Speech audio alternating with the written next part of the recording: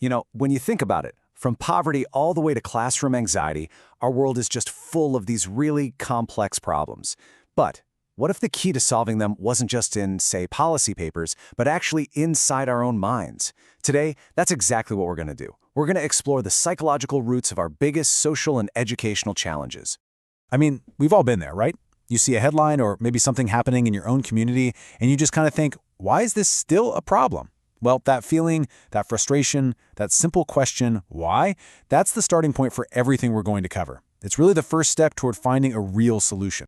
So, okay, what exactly turns a personal struggle into a full-blown social problem? Well, it really comes down to scale.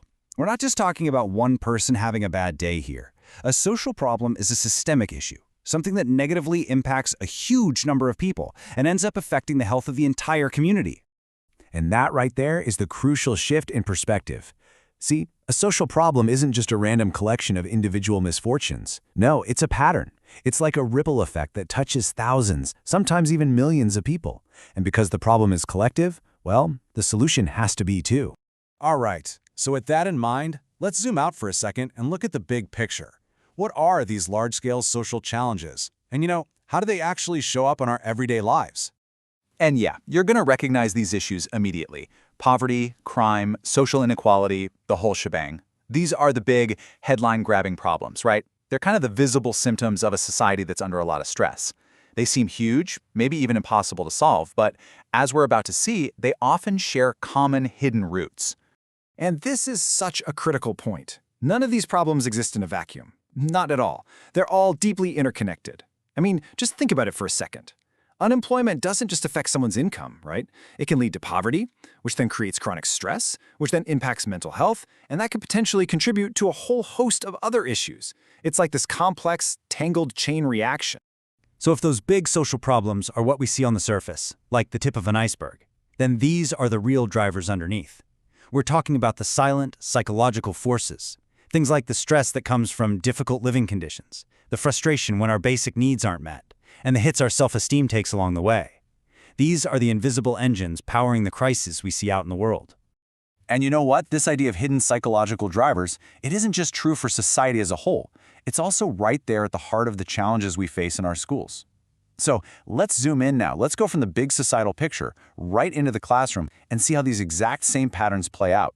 So first things first, what do we actually mean when we say an educational problem?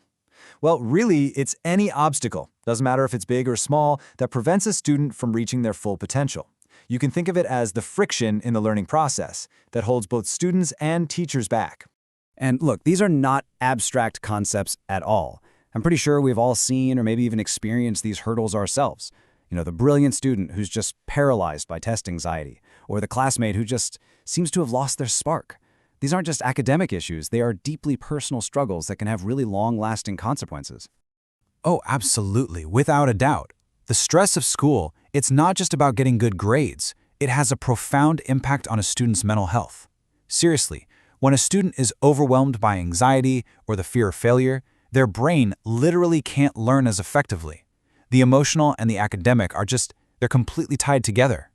And here we go again, just like with those broader social issues we talked about. If you trace these educational problems back to their source, what do you find? You find these powerful psychological drivers. Things like anxiety, low self-confidence, pressure from family or society. These are the internal battles that show up as external struggles in the classroom.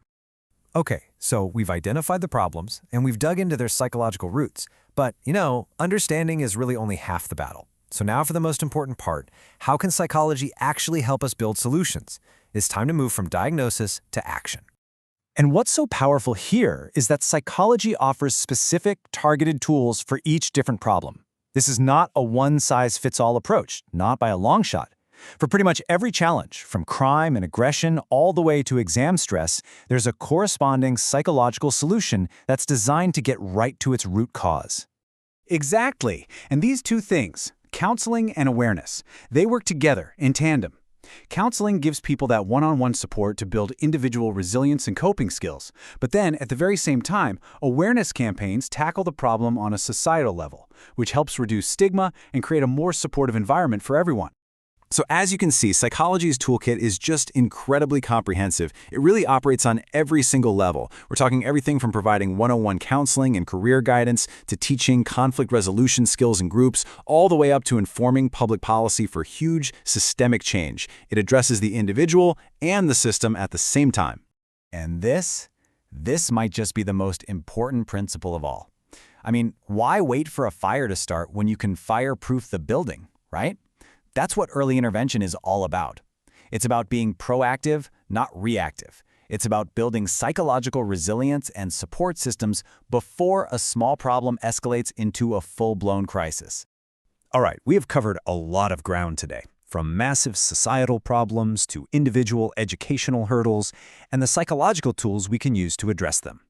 But if there is one single, central idea that ties it all together, it is this. And this, ultimately, is the core takeaway.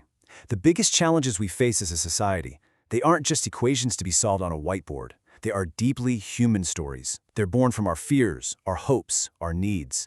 And so, the path to any real, lasting solution, it doesn't begin with a new policy. It begins with a deeper understanding of the human heart and mind that's right there at the center of the storm. And that really brings it all home, doesn't it? A deep psychological understanding isn't just some interesting academic exercise. It is the very foundation of effective, lasting change. So I'll leave you with this to think about. What problem in your own world, maybe in your community or at your job, could you approach differently and maybe even solve more effectively if you just started with a little more psychological insight? Thanks so much for joining me for this explainer.